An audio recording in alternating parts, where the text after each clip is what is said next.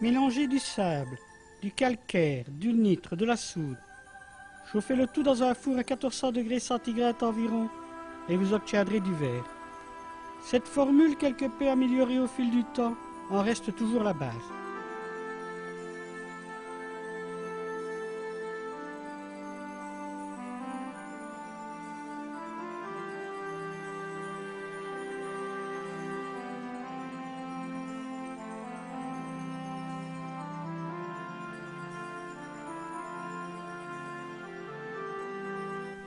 Le mélange terminé est transporté dans ces vénérables charrettes qui datent de la création de l'usine tout au début des années 1900. De là, il est prêt à être dirigé vers les fours.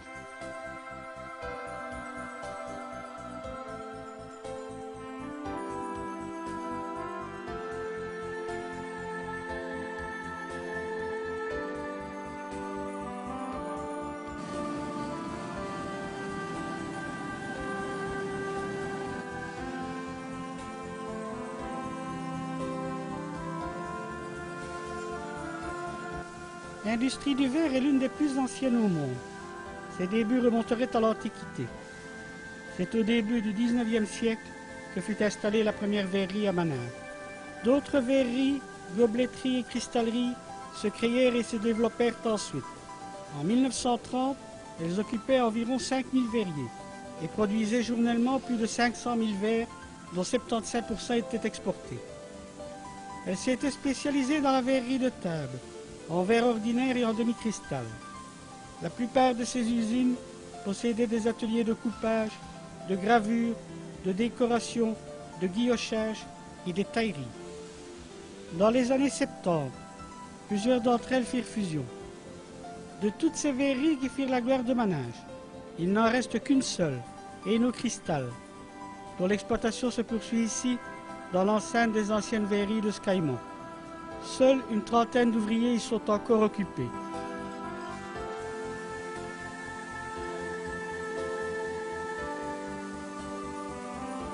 La fabrication du verre y est restée artisanale. Les verres sont toujours soufflés à la bouche et façonnés à la main par des maîtres verriers.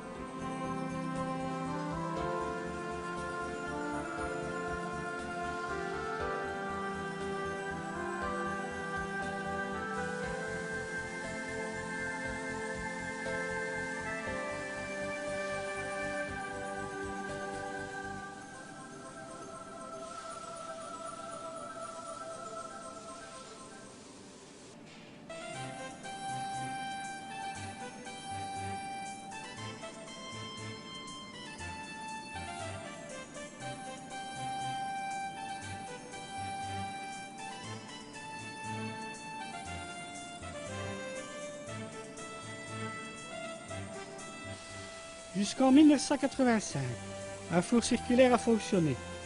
Actuellement, seuls les fours monos sont encore en activité.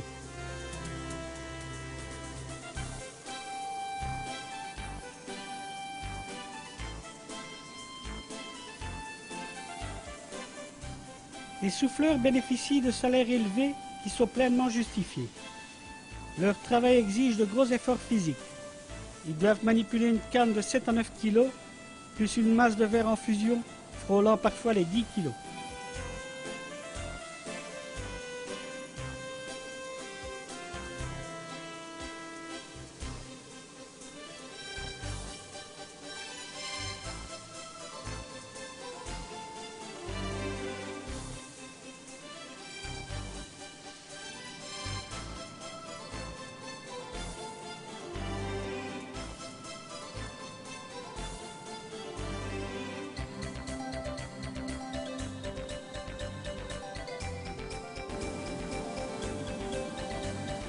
Pour la fabrication des globes, Le verre en fusion est cueilli dans le four et préparé dans un moule avant que le souffleur finisse le travail.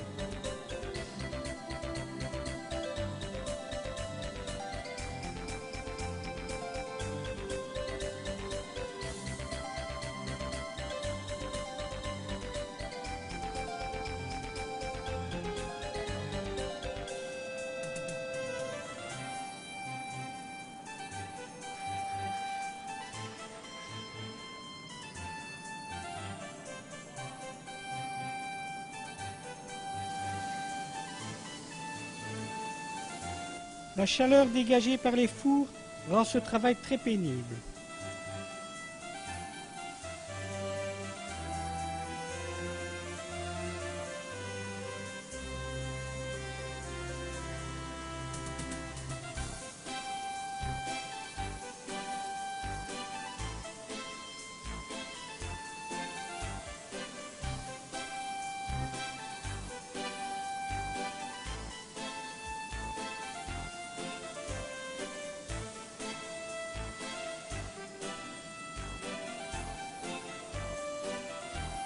Lors de la finition des globes, l'ouvrier pompe en soufflant pour éviter que le verre soit rayé.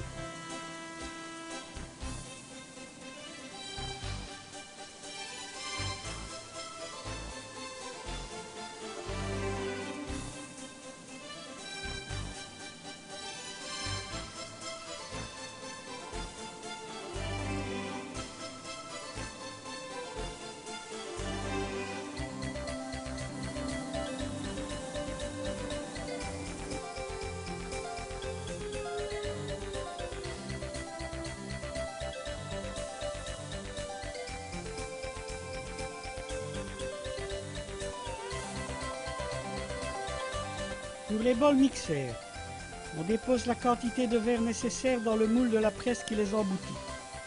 Les chalumeaux achèvent la finition.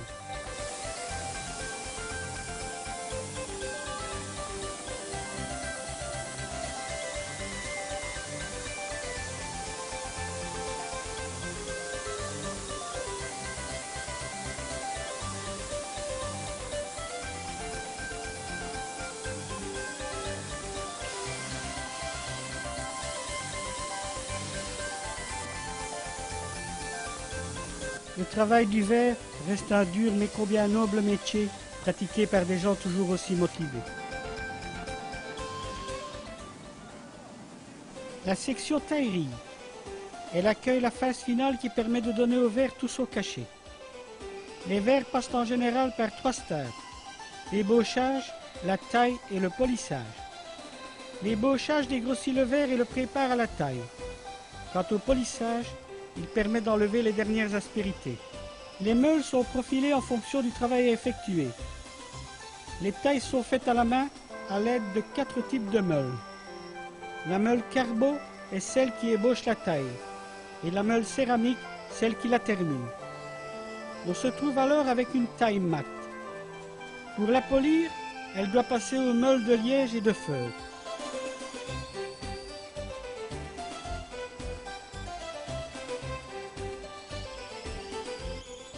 Les gestes n'ont jamais changé. Depuis des lustres, ils sont répétés inlassablement. Le crissement du verre sur la meule fournit une musique lancinante.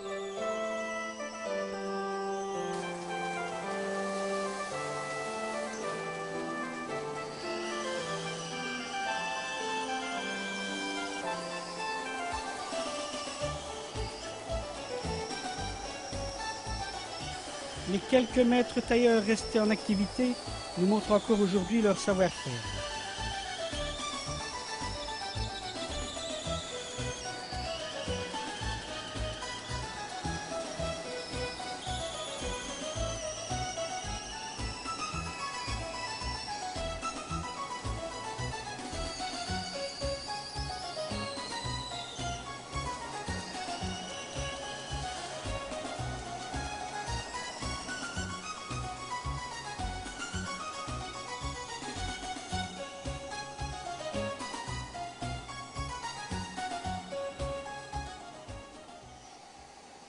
Dans ce vaste hall, les verres sont tout d'abord décorés à l'aide de décalcomanie, qui, comme on peut le voir ici, sont appliqués avec minutie. Quelques petits gabarits sont utilisés à cet effet.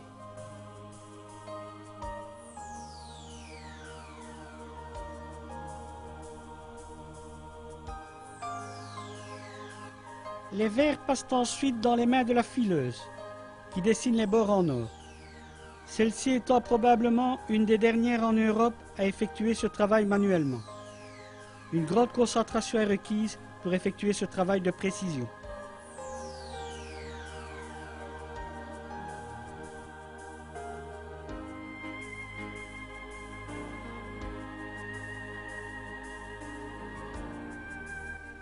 Ils sont alors dirigés dans un four qui fixera les bords et d'où ils ressortiront décorés du précieux métal et seront prêts à être emballés.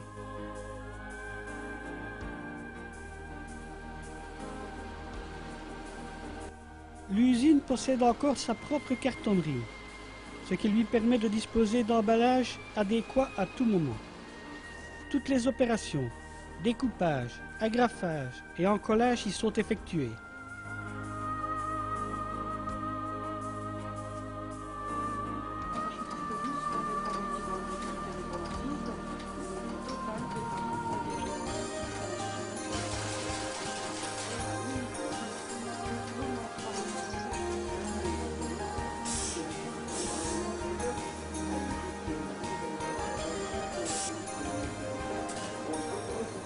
Comment ne pas terminer par un passage à la salle d'exposition où ces chefs-d'œuvre témoins de la qualification de ces artistes y sont exposés. Les grands parfumeurs ne s'y sont d'ailleurs pas trompés et restent des clients assidus de cette entreprise.